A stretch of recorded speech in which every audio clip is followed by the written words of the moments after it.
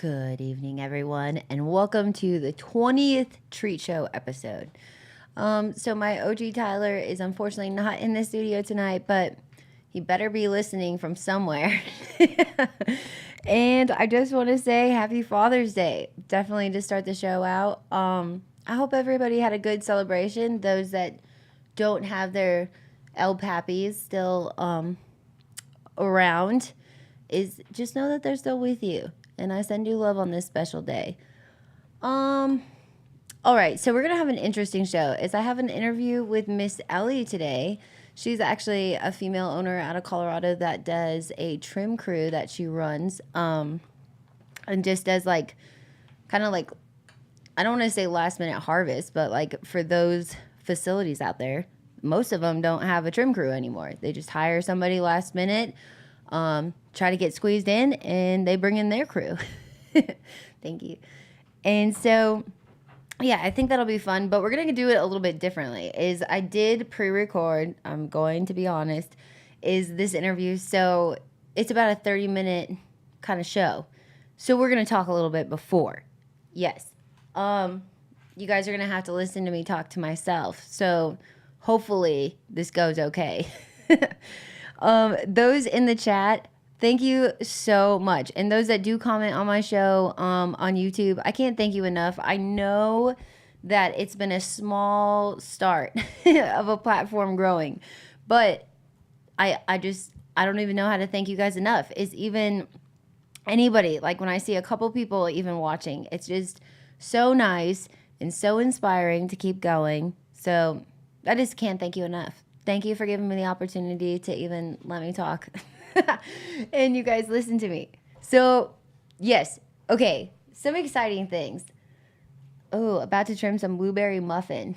That's what I'm talking about. That's such a beautiful strain. You know, blueberry, I haven't tried blueberry muffin yet. I would love some of that in my life, but I feel like blueberry itself is, to be honest, is I want to get a cut of that. I think I finally have the solution and start a breeding project with her, I guess in addition to quite a few others. But it's a terpene profile that I really miss. There's a lot of grape weed out there and purple weed, but I feel like that blueberry was just unstoppable.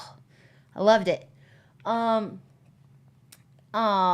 See, Marco, thank you as well. Oh, Tyler, goodness. Thank you so, so much. You guys really don't know. It is hard to keep going. I'll be honest with you. It's like when you have all these other podcasts out there in the world and you have all these followers on Instagram and Discord, all these other places, right? Is I feel like as a society, we are pressured so much into being popular. And it's weird because I feel like my personality in particular is, it goes both ways. It's not for everybody. But I appreciate the people that it is for. And there is so many times that I look at like how many subscribers other people have or followers, and I do get so discouraged.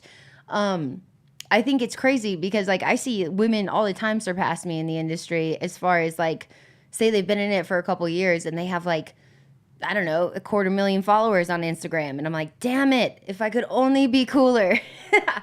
So those that put up with me and my personality, just thank you so much. It's a tough crowd out there, and anybody trying to pursue their own things. Like, I feel like it's really important to not get discouraged by numbers and views and all those things. I do know that they're important to everybody, but I think it's the people that really do genuinely listen and do support. It changes something so much deeper than just a podcast. So thank you. Also, is I said I was gonna start doing a treat of the week. So we're going to play with this. I don't know if I'm going to always do it at the introduction of the show. Let me know your suggestions. But these are going to kind of be like real quick tips and tricks. So this week is cinnamon. I know a lot of people do take the organic path. And especially with treatments, and I love and respect that so much. But I think something that's safe for the bees, even outside and inside your garden, with testing all these things, is like cinnamon. Cinnamon is great for, like, if you're having any like bacteria, microbial problems. Like on the flip, like if you have powder mildew issues, Cinnamon really, really will help with that. And then same with like fungus gnats, thrips, any like flyers. Is if you take cinnamon, just like regular raw cinnamon, and just sprinkle it on top of your medium, you don't have to do a lot. Like I would say, like honestly, if you just took a tablespoon and just kind of like coated the top of your pot, I guess if you're growing in like 10 to 20 gallon pots, you're going to need a little bit more than that. But it's just a light little frost on the top there. And you just water it in normal. And honestly, it just does phenomenal things for your garden.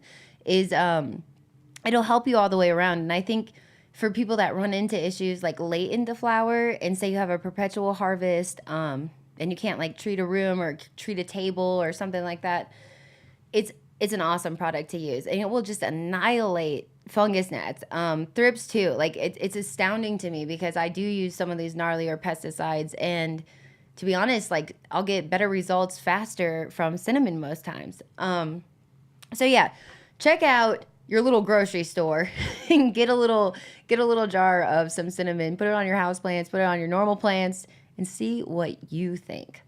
I think it's awesome. Loyal to soil, that's what I'm talking about. Tark, it's so lovely to see you. Yeah, soil is, it's weird. Is I love soil so much too. There we go. I'm messing all this up. Is I think soil is a great medium. It's funny because a lot of people think that I only like hydro or something like that, but I actually only started growing with, I guess, soil, but fully organically with just compost teas when I first began in this commercially. As I used to run a facility only that way, and it was just, I was honestly like anti-hydro in every way, shape, and form. But it's funny, is like now that I've worked with a lot of different systems, is now I kind of think I love them all equally, but I think there's an appropriate place for some things. But yeah, the soil, I don't want to neglect or not show love to, is it's a beautiful medium. And it's beautiful to actually touch, smell. I don't know. I kind of miss that sometimes when I'm working with Coco a lot. Or Rockwool. Anyways, how's everybody else doing out there? Let's see. So sweet. You guys are just so nice. So nice. I'm so blessed to have you guys. So because OG Tyler is not here, I'm really sad that we have to bounce off of myself, but if you guys want to put any questions in the chat or anything, you just let me know. But we're going to smoke together before this interview starts. I had to light my blunt with you all. This is some Kosher Kush. Kosher Kush is one of my favorite strains. And whenever I say my favorite strains, it's like even hard to say that because there's a lot that I absolutely love. But Kosher's definitely got to be like in the top 5. Anybody else grow kosher out there? Sorry.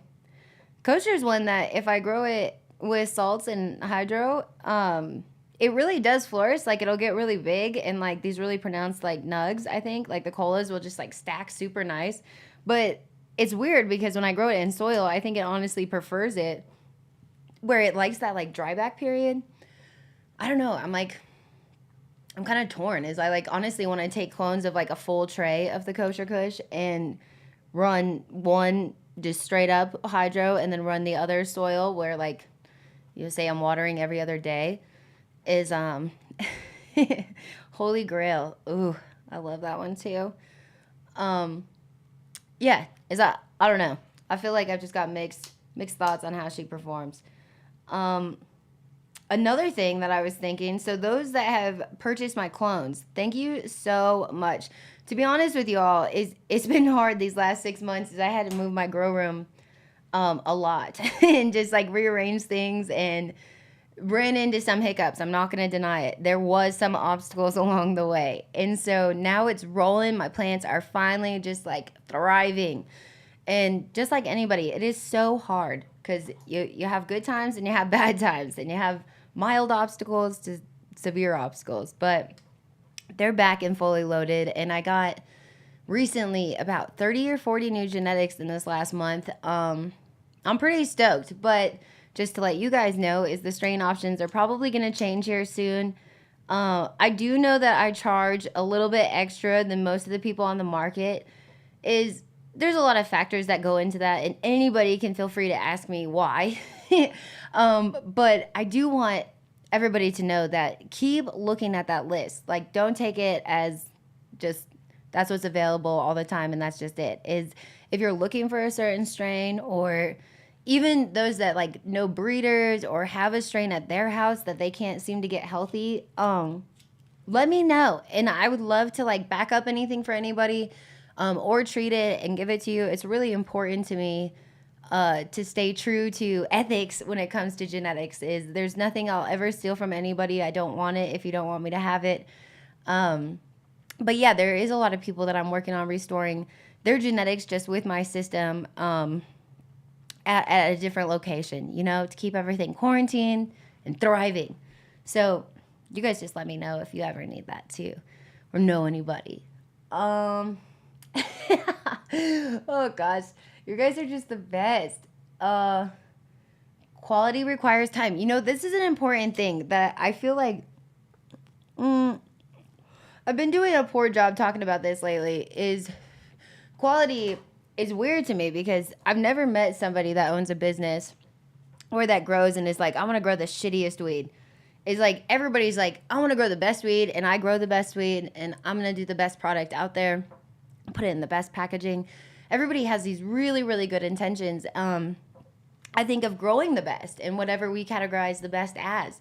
But I think the reality is we all hit these huge obstacles. I mean, I just noticed like today there's an aphid, there's a plant outside at the main entrance where it's just covered in aphids.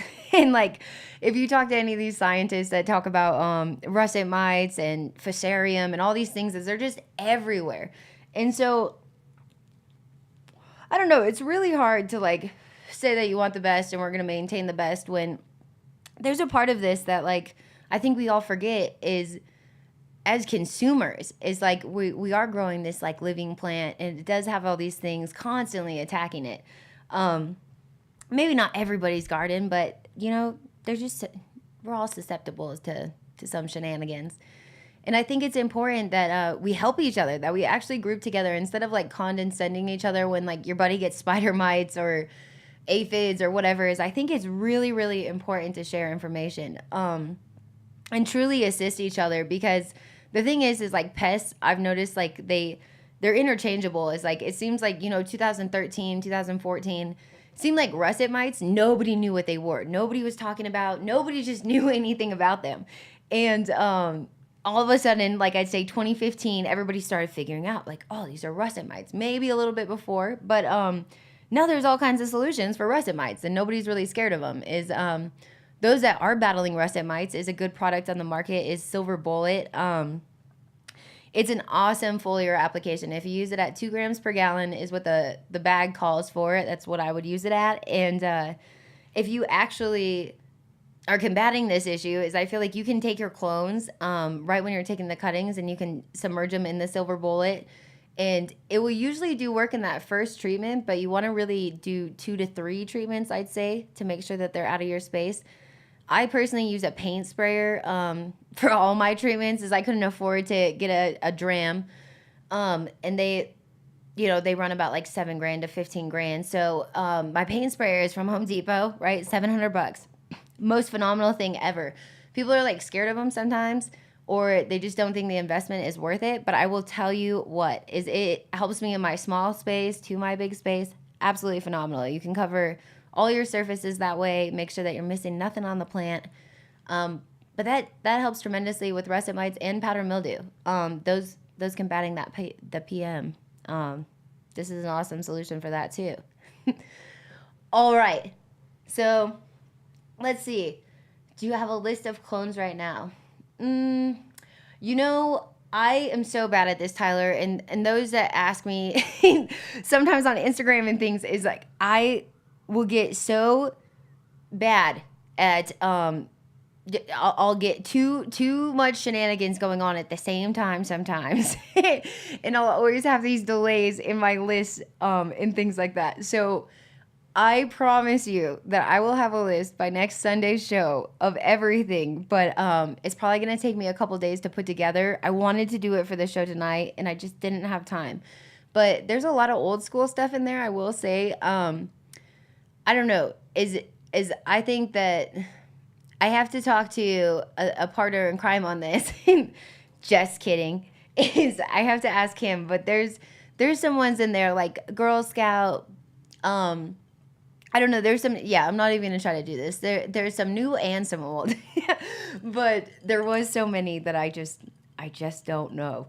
Um, mm, excuse me. I'm so sorry, but I am excited personally about them. Is there was stuff that like I remember at that time, like Girl Scout cookies, for instance. Like I remember everybody wanted it, and it was like the heat at the time, but then it kind of just died down pretty quick. I'd say a couple years later, and everybody was just like, whatever, kind of like Gorilla Glue, all these other little strains we could list off. But I want them back. Is I have this belief that if there's nobody that holds on to these things and preserves them, then they're just gonna get too diluted or lost over time. Mm. And they're just too beautiful for that. I think they just did too good for us to have that happen. So some of this stuff, I'm not gonna lie and say that everybody's gonna want it, but it's stuff that I really just enjoy genuinely, and just don't want to see it get lost. Some of the other things were like new hypey little hyphy strains. One that I've been getting hit up a lot for is a lot actually is Candy Fumes. Is I do have the breeder's cut. Shout out to Harry Palms. Is he is it's just really nice. Is he lives in Colorado, so it changes things as far as that goes. I'm not gonna say that we're the best of friends or anything, but I will say that I love and respect his work, and I was really excited to actually obtain the cut of his versus the phenos that I've seen on the market. They're beautiful too, but I will say this Candy Fumes is so resilient and just so vigorous. Like I've tested her and put her in a lot of circumstances that are not ideal, whether that's climate, whether that's pest and disease issues, and she is just a resilient hoss of a baby.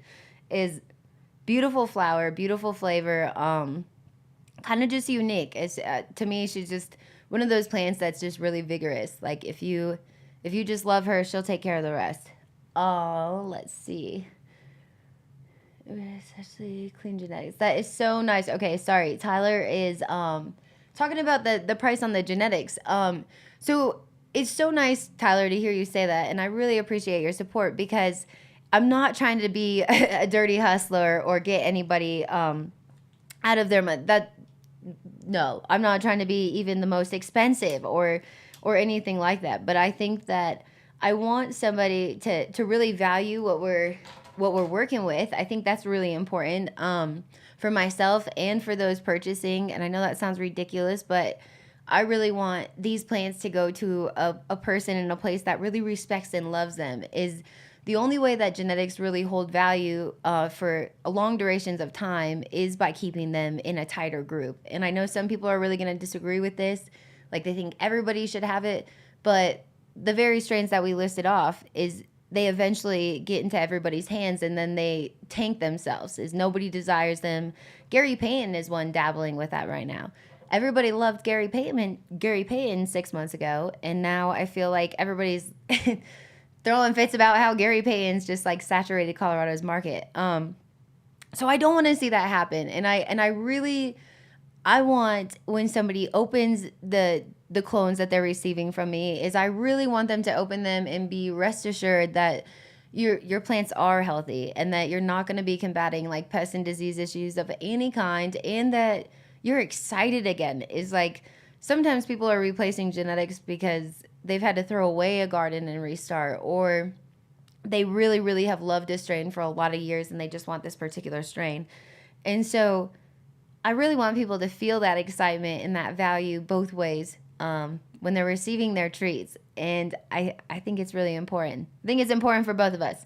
And then it keeps me limited. It keeps me limited to who's actually purchasing my genetics. And to be honest, it keeps that group really, really tight. Not only do I love and respect you guys so much that do that for me and with me, but I'll always remember that. And as my company changes and as things evolve, you are going to be on my list as my little star baby, and I will not forget that. And I'll make sure that you get taken care of as well. Yeah. Let's see.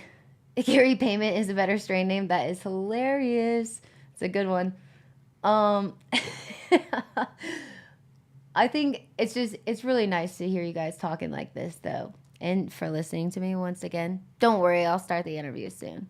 The blunt keep failing because I'm just talking so much. Um, yeah. What else is going on that I think is interesting? Sometimes before the show, I'll be thinking about stuff like all week long and get like too passionate and be like, I gotta simmer down, and then I'll get like high a couple hours before and be like too simmered down, where I'm like, shit. What was I thinking? Anyways, um, yeah. So the cannabis industry is, I think that I've noticed is like everybody's talking about the economy lately and kind of the industry as a whole being over. And I know we've touched on this like through probably every episode in one way or another, but I want to keep touching on it because I think it's so important that we all stick this through and do it the right way. Is I've noticed that all the big companies, surprisingly, are the companies that are going out of business here in Colorado. Is mm, whether they're large companies that supply cultivation facilities with like nutrients and pots and all these other things, or to the guys that came out and got 17 licenses or have like these massive grows that everybody hates. It's like these grows that honestly, it's funny is square footage is that let's just say that you're producing 1,000 pounds a month, whether that's indoor or outdoor. Is like those are things that give people control over a market essentially, and I think that's exactly what's happening. And what happened in Colorado is we had a lot of big players come into the game, and it wasn't just one guy. Let's say there was 10, and they came in and squashed the mom and pop and kind of really pushed those guys out because you couldn't compete with overhead prices on say dropping your pound to $200 wholesale from let's just say $1,400 at one point, not too far out. Is so these little guys couldn't hang. If your overhead, say, I know in Colorado, is production is 350 per pound to 650, and with like all of your overhead, with your licensing, with your staff, like your utility bills, all the things. So if you testing, sorry. So if you're selling, obviously these guys flour for $900 a pound, what people don't realize is like it's already costing you money to grow weed. Like you're already in the negative. So if this is the only way we're relying on it as an income, like obviously it's not good to hustle backwards. And so I think I've seen the most discouraged growers and breeders I've ever seen ever. And I've seen the market change like quarterly. I mean, every 4 years I see it go up and down. Where people say this is the worst it's ever been. I've definitely seen this happen. 2017, like I'd say even like 2016, it was dabbling with fire from a really high margin. I don't know. So I've seen it fluctuate quite a bit. And now we're like super, super low. Like I said, about $200 a pound, I'd say wholesale is like the average. So if we're looking at the other market is, I'd say 1,000 a pound for good quality. We'll just say like mids is about 1,000 here right now. And I think it's astounding though, is I really want to see quality get pushed deeper than like, nobody wants to be hustled anymore. Like nobody just wants people just selling you shit because it's in a nice box, or just saying that they're running something a specific way and then you find out that they're not. Quality to me with weed is like, I want to know somebody like finish their plants first and foremost. Is like, I don't want you to have, this lighter sucks, I'm sorry. Is I don't want you to have plants that you're harvesting at week 7 or week 8 because they look better, right? Like aesthetically, it's like they're lighter or they're really triked out or something. It's like, that's not the weed I want to smoke. It's like, I want to smoke weed that gets me high. And I think that's finishing a strain. Like, and I think that these strains finish at different times. There is strains that I think finish around that time frame. But then most of the strains I really enjoy, they tend to take like 10 to 16 weeks. And I think one thing we've stayed doing is harvesting the same, or having these perpetual harvests, and like tray by tray by tray, or this room does this, and they all keep them in sync to like typically an 8-week cycle. Some guys will do 7.5 weeks or 7 to gain like 3 extra harvests a year, or vice versa. You know how we can change that with our cycles. But I'm convinced that if you run your stuff longer and actually finish it, have less cycles, less harvests per year, I think that you have better weed. I think it pays you back. I think you yield more. I think it tests better. I don't know. I think it tastes better. All these really important things to me. But no, I don't think I even like a fancy package. Like, I do want the fancy package, but I think that, I don't know. I don't know. Is you don't want to see people losing sight of what is actually important. And I think there's a little bit of that going on, like with branding and marketing. Is, I don't know, is I just hear people talk about like, we're the best, and even with hash and like extracts of all forms, is like, I just wish there was more expanding on like what that really means. Cure times, like that's the same thing as like, I feel like most people commercially in Colorado cure their weed for 5 days. And it's like, that's not good. It's like, you don't want to be smoking something that like just got harvested or wasn't like improperly flushed and then hangs and is like rushed out in like trim machines. And I don't know. It's like, I do think that people unfortunately are going to have to use trim machines sometimes you just can't. I don't know, if you dump on a room 25 pounds or something, I'm saying for like a standard 1-person operated room, is you're like, okay, I might have to bring in some trimmers to tidy up something, but I need this to be trimmed. If it's all rainy out, it's been raining here in Colorado for many weeks now, is you can't have this stuff sit either. So I don't know. I just think those growers and breeders out there that really like value time and like extending time instead of trying to cut corners on getting it, just less time invested into something. I think the more time you put into this process, the better it is for all of us. Oh, let's see. I'm going to be checking these out real fast. I want to see. These are funny. I've been searching for today 3 years trying to get a pheno of UK cheese crossed with Freak Show. Leaf variation. Okay, that is an awesome. I bet that would be so cool. The UK cheese with the Freak Show. The Freak Show is weird to me, like in every way, shape, and form. Like I really wonder if it tastes anything like a haze just because of the leaf structure. I don't know why, but that's like where my mind has always gone. I've never actually smoked it. Got the pleasure of interviewing the guy, but never got to smoke it. So, I don't know. But I feel like the UK cheese, though, stacks so nice and is so sexy and tastes so delicious that those together be beautiful. Takes me forever. That's so cool that you do actually trim your own shit, though. I feel like that's also, I'm not giving it enough credit when I say this, is like there is a value that is untouched when the cultivator will actually do it themselves. Like, period. It's so funny is I'll see all these guys that are like, I don't touch weed and I don't trim weed. Like, I've outgrown that. And it's like, well, sweet. Like, we can't be friends. Like, I just feel like there's a part that I'm like, dude, if you ever outgrow any part of this plant, like, don't say that you're a real lover of it. I don't know. Maybe that's too harsh. Why? I wish I knew Robert. Okay, so I guess I'm going to start this interview with Ellie. Now that I just went off about all the things. So Ellie, I feel like you guys are really going to enjoy, but I have to have her come back because we had to squeeze this one a little bit tight. Also, real fast so that I don't forget, these are a couple important things coming up, and I just almost did forget. Okay, so I am going to be working with a couple companies. As I said previously in the podcast that I would not get any sponsors. So we're changing that. I actually have some big sponsors that are coming on board, and I'm very, very excited.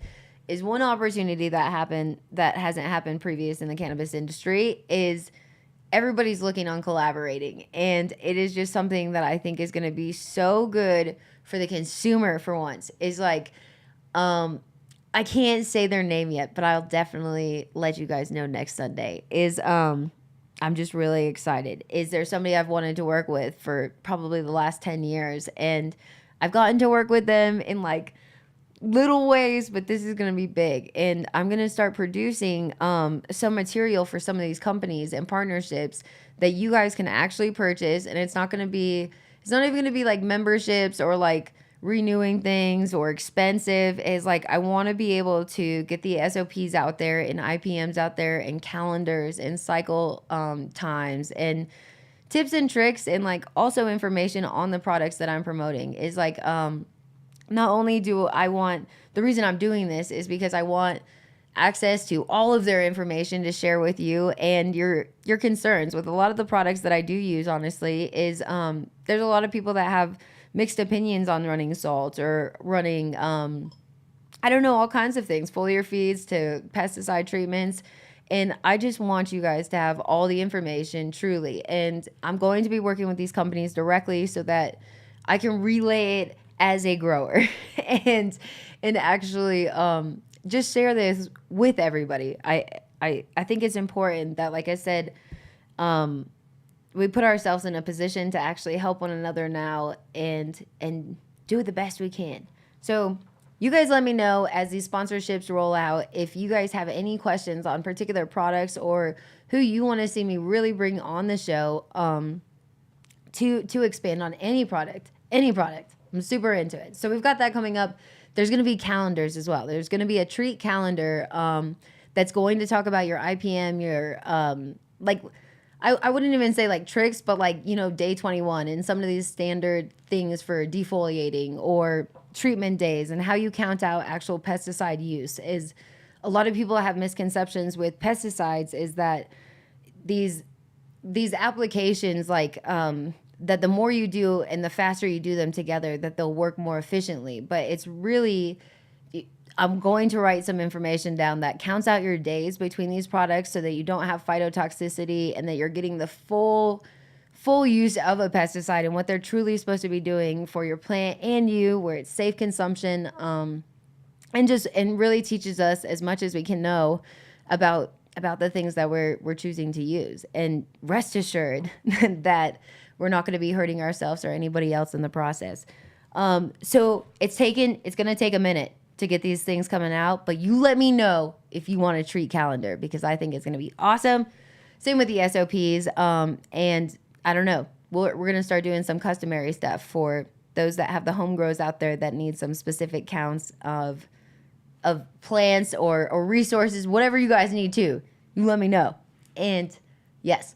Okay. Second, everybody needs to hit up Miss Jill's. We've all loved and smoked the jelly bean at some point in time. I do love this strain. It's been since like 2011, 2012, that maybe 13 that I've even like been able to grow it. I lost the cut so many years ago. So devastated. But Miss Jill's has agreed to coming on the treat show. She's just busy. Everybody I've been asking since we just, decided to do the treat show this year is everybody's busy, or they're too big or they're too small. I don't know. It's like a weird crowd, but Miss Jill's has agreed to coming on. And I think it's really important. It's weird to say this, but I don't know any other female breeders in the industry. She obviously influenced me and is the first female breeder that I could ever think about or know of. I've never met another one. I've shared the gift of learning how to breed and truly pursued that as a chunk of my career now. But I don't really have a lot of other women that I can think of. If I'm wrong, you guys let me know too. But we got to get Miss Jill's on. So you guys need to message her, okay? Please message her. Slide in those DMs and tell her the treat show is calling. It's going to be a good interview. Also, thank you, Marco. Gosh, thank you. Any other topics is we're going to start doing a blended thing where I think I'm just going to come on every couple of weeks and I'll get organized. I'll get organized on my communication skills. And we're going to do segments interviewing these actual production companies and all these different, I don't know, that side, materials, all the products that we're using. But then we're gonna have the flip of 3 weeks out of the month where we get, I really want to get the best breeders to you guys. Who is hot and kicking right now? Like, who do you really want to see us chill with and talk to? Let me know. All right, guys. Thank you so much for putting up with me. We're going to start this interview now. Welcome to the Treat Blunt Sesh today. We're really switching it up. We've got a special guest in the studio today, Ellie. Woo-woo. Hello, With hello. OG Tyler, of course. I'm here. All right, she got the blunts rolled up. We got 2 special varieties. We got 1 swish, and then we got 1 backwoods. Yeah. What are you smoking on? I stay dabbing. You're dabblicious. I stay dabbing. You know the game. You stay dabbing nowadays. Oh my gosh. Ellie was a boss earlier. She could actually take a dab, and OG Tyler almost took me out. I had a hot flash and everything. That was courtesy to the hash provided by her. So Royal Exotics. shout out Royal Exotics. Ellie works with all the best companies in Colorado and is a true connoisseur consumer, I would say, like on that top-notch game. Thank you.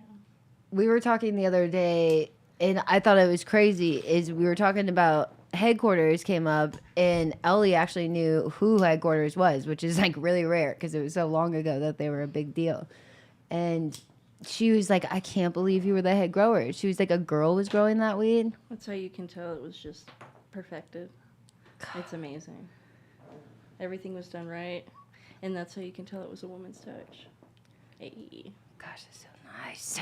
Woman touch. I just wanted a moment to have this moment because I've never met somebody in the game that actually smoked their weed that's currently still smoking weed. I mean, I've been in here for like over 12 years almost now, so you've been, how long, what year was that? 2009 is when I started in the industry, and in that year that I was a head grower, it was 2011 to 2014, and Damn.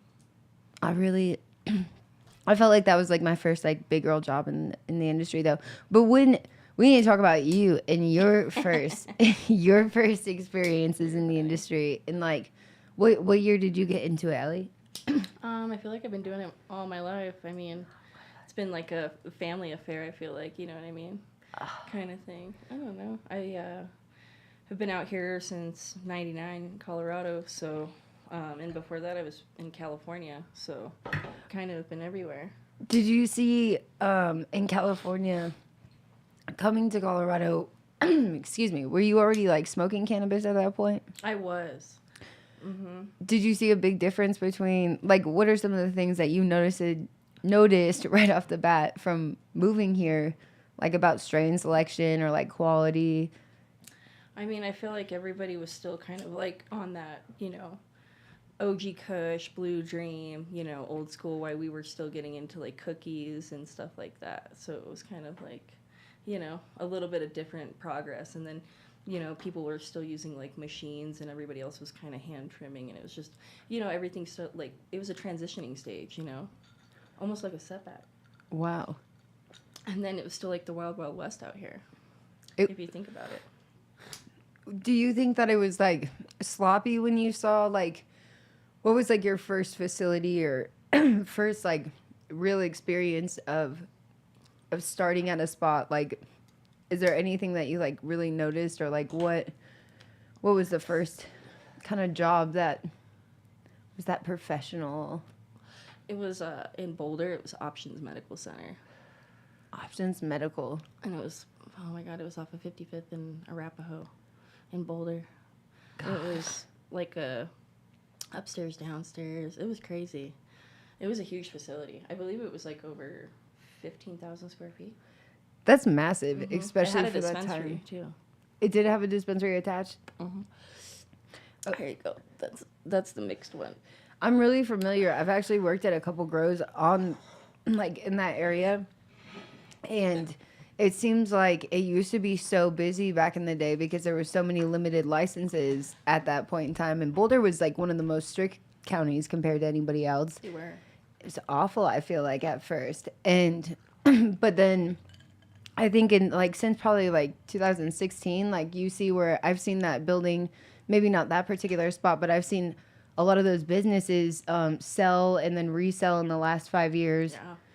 just because it's not like really drawn the same. But what do you think that when you were like probably around the years 2010 to like 2013 and right before recreational, that was January 1st in 2014. Yep. So do you think that like the quality was better, or like when you came from California, what did you honestly think about? Quality was, I would say, was better over in California at the time. And then when you came out here, people had a hard time. I mean, I was in the trimming aspect of it too. So I was in the grow, and I've seen people just literally send huge, massive colas like straight through a machine. And I'm like, we're not going to break this down like we do in California. And they're just like looking at me like I'm insane. And I'm like, this is beautiful weed, and you're sending it in a machine. I'm like, oh my God, like what? Like you really wanted the quality. Yeah, and then it wasn't until like maybe like what 2015 when quality started coming out around here. Like people started Yeah. actually packaging it different, and like it started, actually making sense to people and being like, oh, it should be in a Mylar or a jar and not just like in those little bottle tops. Yeah, they're like the little popper ones. God, I hated those containers. Those You- things were horrible. Horrible. I feel, and they would never preserve your weed. Like, Never. yeah. I mean, half the time it would pop open in your purse. Oh my God, you're right. And like you'd spill like your half ounce. It would just, oh, it was so devastating. You're like, is this makeup or is this weed? yeah, you spend like $400 on it back then, and like, yeah, just annihilate it. Yeah. I think. Did you have? I think as a female back in the game, then like, it was so much more challenging than like. Now it's come so far for being such a young industry, honestly, and there's a Right. lot more females in it. But I think I don't know. Did you run into anything that you think was like more challenging being a lady in the game? Oh yeah, everything. I mean, it's a dominant, man's industry here in Colorado. I felt like for a long time. I mean, it still is. Yeah. I mean, we both concur to that. No. Cheers to So, that. hey, salud. So, OG Tyler. cheers. Yeah. Alright. Yeah, but honestly, I feel like because it really is a challenge, and I think it gets weird when like I feel like back then it was like you were either like having to sleep with like the owner, or like people assume that that's what was Oh, going yeah. on. If you or were attractive, or if you looked good, or if you were just a female and you were just with like 10 people, they're like, oh, she has to be doing something. It's like people are so sus. It's like, why? yes. Por qué? Do you think it was hard like to have people take you seriously? 100%. What do you think like was the easiest or like most challenging ways to like combat that? Like when you were actually faced with those obstacles, can you give us an example of like a time? And you don't have to say names or anything, but I mean, I believe it was at one of like the biggest ones. I just remember working for a trim company, and it wasn't until I realized how much my self-worth was, until I realized like how many contacts I had and how many people were coming up to me and like asking me questions, and I was like, wait, I could do this. Like, oh my God, you know what I mean? And it was probably, I realized how much I could trim, and then how much I cared about like the quality, like you're saying, because I'd have the growers come in and talk to us, and I'm like listening to them and like understanding what they want, and it's like nobody gave a crap. And I'm like, even though we're getting paid $13 an hour, it's still like, who knows what the future holds. This is like, we're pioneers at this time, you know what I mean, essentially, because nobody was out here doing what we were doing. We were the essential, model state, right? And it did leave slim pickings. Like, and I think that we watched the pay drop. Like, it's weird, but I think if you really started back, in that time frame is like you watched where people were so desperate to have a job that they were just like, don't pay us. And before we were getting paid really well because people weren't ballsy enough because it was still illegal here. It was enforced. Like you couldn't be posting on the gram. No. And if you mentioned cannabis, you'd get shut down. You're like, Definitely. follow my backup page, you know? It was like that. You had to have a front up, a backup. Yeah. They're like, who's cooking? And you're like, I am. Yeah. OG Tyler, Ma'am. how do you feel? Ma'am. How do you feel like, I don't know, do you think that, do you have any questions for Ellie, like regarding, because you've been in it so long as well, like, and seen all these transitions? Yeah, well, who are some of your favorite current companies right now? You know, black market, legal market, anything like that? People that you kind of view as quality? Oh, this is tough because I'm everywhere. I'm in a lot of places, so it's like I love Dark Horse, obviously. Shout out to Dark Horse. Shout outs. Yum yums. I would say on a rosin scale, you know, Royal Exotics, Peak Gardens. Peak Gardens is one of my homies. He's pretty on top of his shit right now. I don't know, like all the Snacksland people have been on top of it. Because Ellie, a lot of people don't understand, but Ellie's running these trim crews that are going into these facilities, and they have to take down. It's kind of a really challenging job. Up to 400 plants at a time, and they're in 5-gallon size pots. Yeah. And how many they're hours? Taller than you. I mean, anywhere from like 8 to 12 hours. Sometimes we, you know, if the money's right, we'll be there all day. You know, even longer sometimes. So just depending. Well, I try not to, but. Well, and that's what people don't understand, that like if you're hand trimming your weed still, which is rare, is like and for these large facilities is like they can't pay a staff and like hold product like that consistently. Like, and I don't think a lot of people understand is like you have to trust these trim crews to come know what in. They're doing, yeah. Yeah, not only are you trusting them in your facility, but like the quality of the job and like and then the flexibility that you provide of like scheduling everybody. That's so difficult when you're doing so many grows and so many people, and you don't want to upset somebody because they're calling you last minute or they're calling you. Right. Oh my God. I get it all the time, and I get like the last minute growers, and they're like, hey, I messed up and I need to take down right now. And I'm like, for fresh frozen? And they're like, yeah, we'll do fresh frozen. I'm like, yeah, because you waited too long. That's, you know, they wait. Yeah. It's like I don't have a week and a half to let somebody, you know, trim up bud, or, you know, we could do a half, you know, breakdown and do half and half or something like that. So. Do you get offered or like asked, I'm sure, to like extend into the other things like packaging seeds or like packaging product or what? Does that happen to you often too? Yeah, we like harvest, trim. We do transplanting. We clean the grows. We package. We do deliveries. We do everything. Wow. We are like a one-stop shop. Yeah, we're pretty rare. A lot of the companies don't do what we do, but I've been in it for like over 6.5 years now. So it's been a trial, you know. Yeah, because like you said, you've been in the actual industry for over 12 years, which is like essentially this is like when it started. Like everybody like has these differing time frames, but it's like it comes down to like when it started. Literally. And if you stuck it out this far, especially in Colorado where you didn't like bounce around and you stayed like true to, I don't know, like it's really hard. And I think as a female, like it's weird to talk about because you don't want to offend anybody or sound sexist. Right. Yourself, like, you know, or come off a certain way. But I feel like if people really did know, like some of those obstacles and like, and really seen like how you had to learn how to schedule people and how to manage people when you had even a bigger obstacle right from the get-go. If somebody doesn't like feel like they can take you seriously or whatever stereotypes that, you know, come up is like, I feel like it's just unfortunate because sometimes I felt like everybody was attacking you in the room if you were talented at something. Like they didn't. 100%. Do you run into that? Yeah, that's how I felt about like I didn't even know there was a woman grower at headquarters. I mean, I asked them and I was like, "Who's growing the weed?" And they're like, would look at each other. I'm like, "What is this? Like a secret club?" Yeah, they wouldn't talk about it. They wouldn't talk about it. What's going on, man? And it's funny because even at the competitions, it's funny that you say that. They never let me say that I was a head grower. Like they let me go, you know, but they'd be like, "Jay, hand out the weed." Just go. You can be a model. It's cool. So ridiculous. Right? But it was such You're a like, I actually grew the flower. Hi. I thought it was so cool though that you noticed and saw that though because they didn't want people to know. And I couldn't post on my Instagram. Like it's weird because sometimes I get really frustrated now because these people have like 100,000 followers and I feel like honestly I've competed and I've done a lot of things, but it was stayed so tight though because I wasn't allowed to like post at most of these jobs, honestly. Right. Do you run into that too where like you're working at these facilities, you're signing contracts saying that you yeah. can't post, saying that you can't tell people you work there? No.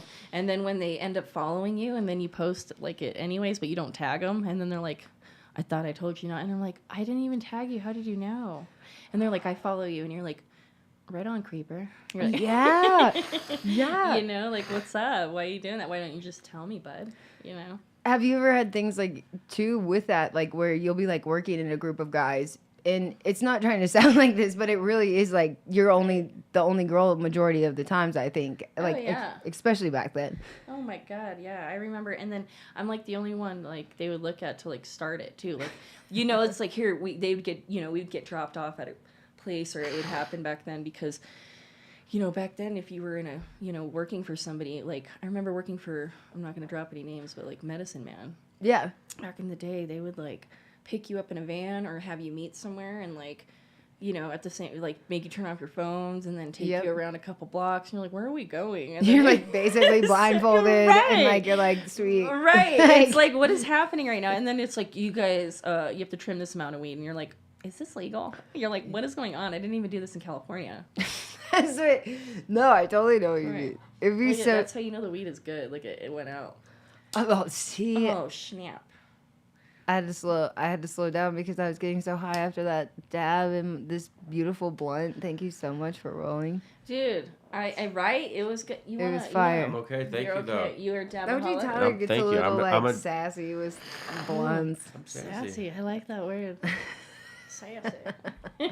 From time to time. OG Tyler, do you have any inputs over here? We have like the female bond going strong. But No, it's do you have great. I any- mean, isn't that what it should be? You know. Right? do you think that you ever saw like stuff that we're talking about, like even amongst like your coworkers, or not to be weird, but like, did you ever see things in the industry back then that like?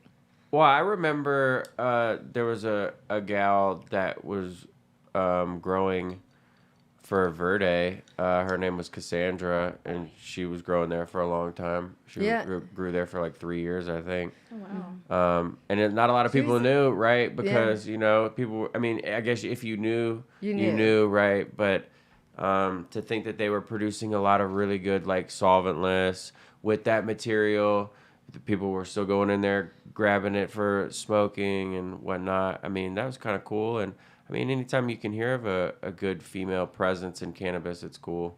You know, Right. there's some really good female hash makers. So that's always cool because, like, That is cool. you know, to have the woman's touch to hash, you know, is cool. That'd be cool. I feel what's that girl Murphy? Oh yeah, Murphy's great. Yeah, Yeah, I think she's still. It's like, Sano's Gardens. that's who. That's That's who she's with. that's awesome. She makes beautiful stuff. She Yeah. really does. She's a smart woman. I like her. Yeah, and she's got like her like I think that she has the vibe where kind of like all the women do that are doing it in the game. It's No, like she's doing it right. Yeah. It's like slay girl slay. exactly, Yeah. exactly. Right. I think it's cool to see. Cassandra, like you said, is like I competed against her a lot. Dang. Like just like at Harmony Where was Extracts she? and Oh, really? She was at Harmony? she wasn't at Harmony. She did Verde the whole What time. year? But She was 2015, 2018. Damn. Yeah, when Verde When was they really were crushing it. They're Yeah, crushing when it. they were crushing. Yeah, they were crushing it. And then she like set up her own company, like Hava. Oh, how cool. That was her? Yeah, and then I think she's now in like Montana doing something. for her. But you know, Badass, just doing yeah. continue and like Anna with Cam. Anna, another Ooh, one. Yeah. I mean, she's she cru- was a gangster. Yeah, she's crushing it now. Like She's her in company. Cali, right? Yeah. Yeah, she's crushing it. Yeah. I actually got some of her weed maybe like a year ago. It was I would say those were like the only OG girl, like for reals, like Right. women, like at least in Colorado. Like I know Miss Yeah. Jills is out there, but like right. Colorado really didn't have. I don't know. But I think now It's crazy. There's like girls left and right that are running grows, like full teams. No, you don't full- notice until they're in there and you're like, oh, shit's organized. Yeah. You're all, who's here? It's true. The bathroom, Yeah. I can go to the restroom. Right. You're like, there's toilet paper. Calm down. No.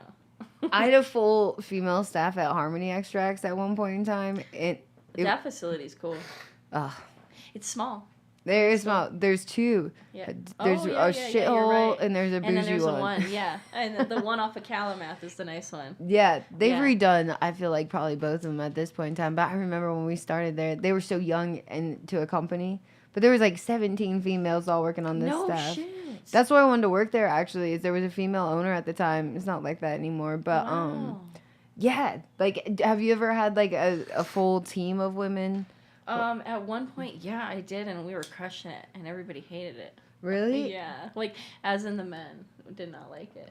The They boys' thought haters they were- club? Yeah, it was definitely a women's hater club kind of thing. The women we didn't hate, but the men for some reason they were like, "You guys are just banding together," and I'm like, "Listen, I'm not even around." I was like, "I will fix this right away." And then I realized that at one point, like you would go to the table, and it was like literally women were all on one side, all the men were on one side. I was like, "What is happening right here? Like, what's the division about, bro?" You know, and long story short, it got stopped and everything worked out. But we ended up crushing it. We were at Laser Cat. That's and, awesome. We did like almost 55 pounds with like 25 people Wow. of fresh frozen. Like just like of plants though, like of like that flower. But I don't know what it would be like. I don't know what would 55 pounds be for fresh frozen. Oh, I don't know. I'd have to do the math.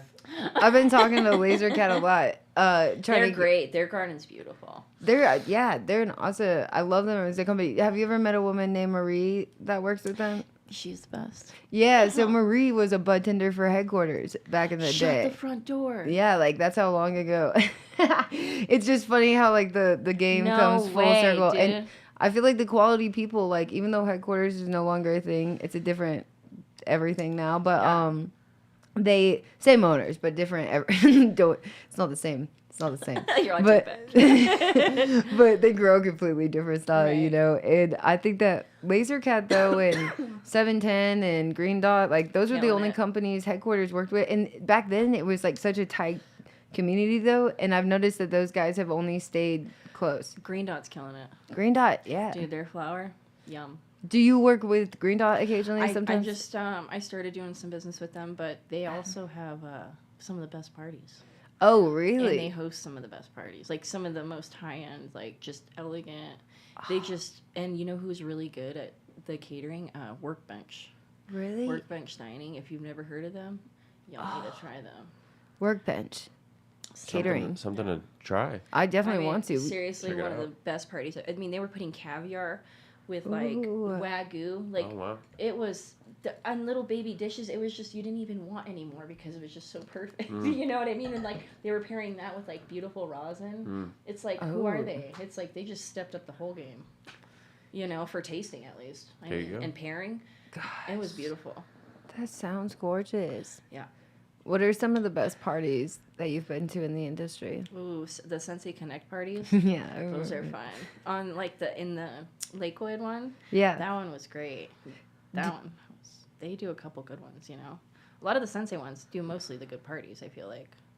Oh, I think Sensi, like, I remember Adam Dunn and the crew, like, used to go just, like, chill, like, where his studio was there, and, like, he would always be there, but, like, Lightshade was who I was with. I think the clinic used The to come Clinic there was- often. The clinic threw a good golf tournament. Yeah, they did the big, and the MS walk. Then they did the big walk. Yeah. I feel like they used to, like, really crush with raising capital or, like, funding. Not Right. funding, but, like, donations, all these, like, things. They did a really good job marketing and, like, changing the game of, like, an image in the industry. Like, it's weird to say this because they're not really on the map anymore. But, like, at one point in time, Colorado voted them the best in the state. It's crazy. Isn't but, that wild? yeah, High Times they were crushing. Cannabis Cup they crushed. Like, I remember being at headquarters and losing to the clinic. You're right, and you see them because- in like a magazine, and you're like, what? Yeah, it's like we still placed, like we got like third or fourth or something like that. But honestly, the clinic was one of the first companies that people were like, "Are they paying for these booths?" Like, because it was like $50,000 to $100,000 to Right. rent. It's like, where'd they get it? Yeah, and it's like really weird, but you never felt like, and I'm not even bashing on the clinic particularly. It's no. like you never felt like these competitions were like real legit Right. because like guys like the small batches were like always losing to the guy that paid the most for the Right, or the ended booth. up like plugging them in the most or something. Yeah. I mean, we're not dumb. We've seen it. I've seen it. I've been to plenty of high time shows, and I'm like, how come he gets a pound? Where's my pound? Exactly, or they go party I'm all, the how night come He before. gets straws in? It's like such BS. Like I hate to say it, but the blind competitions, that's why they were my favorite. That's back why you in got to the be day. friends with like people like Nick T, and then they give you samples. No. Nick T, I worked He's with. the best. Is at Pink House we worked together. Oh no, he's amazing. Yeah, Yeah, Nick I- T's coming on the show soon. Good. He's That's a nice amazing. one. He's literally he's one of the best cooks, and like, Really? he has some of the best flour too. I've seen in a minute. I think that he really changed the game with like the rosin and like solventless stuff, like with just quality being yeah. consistent. Out here, especially, like I mean, I think he stepped it up for all of us. I mean, he kind of put everything on the map in a sense. I mean, as nobody wants to like say it, but I'll say it. I mean, I was there. I've seen it. Yeah. I remember shopping at Pink House, and I'm like, what is that? You shopped at Pink House? Oh yeah, dude. I remember parking in the back, and the parking was sketch. I'm like, why is there so much construction? Yeah. And Yeah. I'm like, what's going on? Pink House is, I worked at their big Megatron, and it was like one of the best experiences. I actually was with that company. They promoted me really fast, like in less than 24 hours. They like gave me a shot at How something, beautiful. and they were so supportive and so nice. And they like, but they unfortunately they had to close that facility. So there was 4 people left. Like there was 95 people on our staff, and there was some obstacles that we ran into with like buildings, and licensing was so hard back then. Like if you had to like move and zoning and like just it was just a different time. So they ran into some things that weren't really like, I don't know, normal business obstacles. And they had to close, and like so I remember giving them my notice. This is so funny, but we had to lay off 90 people one day. One day at one lunch, I had to read this email and go tell these people. Go tell It was so terrible, That's but horrible. it was like 60 or 70 people that day, and they still had to keep the grow, like finishing these plants and things like that. So the staff, I remember, went away. It was so sad, but we got down to 4 people. And I remember giving them my notice and like turning it in and being like, guys, I'm really sorry I can't stay here. And them just being like, no, Jay, like you're not leaving. And it was so funny. Like, I don't know. So it's weird, but Harmony had the same core staff that went from Pink House. People don't know this, but that moved there, like did the genetics, did all these things. And those are like how Harmony Extracts began, was like from the core team from who stuck it out at, because like you had to move out the building. I remember we had to take down all the light. It was such a sad day, and I like never knew that. I don't think a lot of people. Well, I remember know. driving by one day and I was like, wow, they're gone. Yeah, it was a sad. But I meant like just like you're saying though, there's a lot of talented people though that have branched off and were independently successful though after that. Oh yeah, everybody. I think the other guy, Chris or whatever, Yeah, is yeah. over at 710, See, and he's still there. I mean, he's killing it. I mean, I just recently That ran guy's into so him. nice. He was so cool. He's the best, and he's all good energy. I love how you say that. Chris was like, there's certain people that you meet that are like exceptional that you really want to see carry on and like have a good. It's like weird with business because their model was so admirable and their quality, and they were paying for lights at the time way before LEDs. They had this light called the Heliospectras, and Oh yeah. yeah, they were like $4,500 a fixture, and we had like 500 of them. That's when like those purple Luxes came out. You do know, yeah. Yeah. And you could customize the spectrum, Yeah. and they were like one of the first companies to really try it Right. and really like do it on a commercial scale. But I don't know. I think it's cool that you. Sorry, I know you're busy. It's No, just you're busy. cool, man. It's cool. It's a business, man. It's what is it? A Sunday? I don't get to sleep. Everybody's like, "Where are you? You need to come golf," and people are expecting you. And I'm like, it's just always opportunities, and you never want to miss them. That's why you smoke blunts with blondes. See, Blondes with blondes, man. Woo! cheers to that. Hey, We need one more. I know. Salud. All right. So where can we find you on social media? On Instagram, I am on. I guess it would be at SoCalBetty303. Okay. Yeah. So SoCal Betty. yeah, that's I made it so long ago. I mean, it was so long ago. I mean, you are SoCal Betty. I know, right? Yeah. I feel like I What is- am. That's like a sexy, spicy name. Right. I I like go that. by Ellie, could be Betty. Oh. That's so cute. Well, thank you for having me on. I couldn't be more blessed to have this opportunity and, you know, to share this experience with you and Oh. to know about you. I'm sorry. We'll have you on again and we'll ask you so that people can know like how to look up your business, what services we'll Oh do. yeah, my business, Elite Horticultural Services. Yes. And you can find me on Elite Flower Services _ on Instagram. So it's and if you need anything, just hit us up there, and we'll be happy to help. We can do anything you like. That's what I'm talking about. Yeah. That makes me think of that Hey. song. I said you can have whatever you like. Hey, I love it. That should be my ringtone now. Let's throw it back. Yes. Well, All right. thank you so much. No, thank you. OG Tyler, you got anything? No, I mean, thank you for coming on, Thank you. sharing your Thank you for story. the best stabs. Hey, They're- yeah. Peace they're- and love, they're squad. beautiful. Next blunt. All right.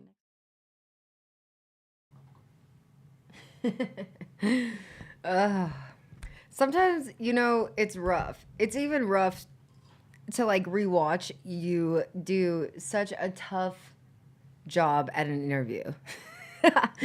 So, guys, thank you for hanging in there with Ellie and I's blunt sesh.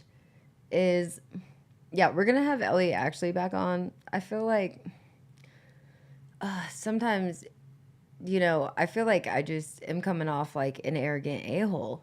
Is dominating shenanigans. I'm sorry, guys. But Ellie, she had to go golfing last time, and we anticipated having like a lot longer together, and then it was an emergency golf sesh. That does happen, okay? So thank you. But we're going to do it again. Anyways, I think don't forget about Miss Jill's. Please just slide into those DMs. I do appreciate it. Yeah, I also think that I'm gonna try to get better about social media. I'm like so bad about my phone sometimes, just as a whole, and it's nothing personal, guys. I love your messages and I love your comments. It just takes me a minute sometimes to get to them, and I'm so sorry, but just keep on keeping on, please. Also, I'm going to really try to organize a female competition next year.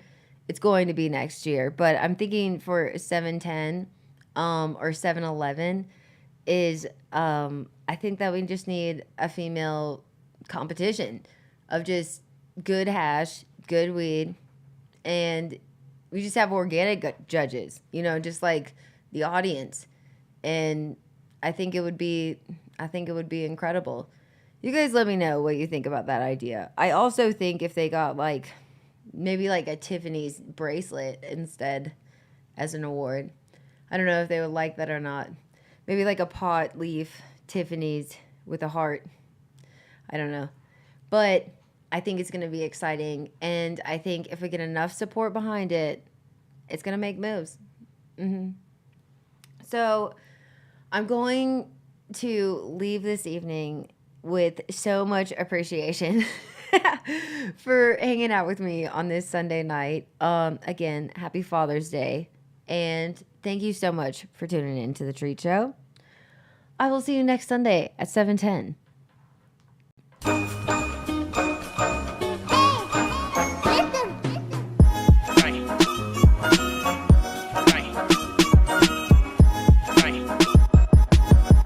Rick Tipton. No.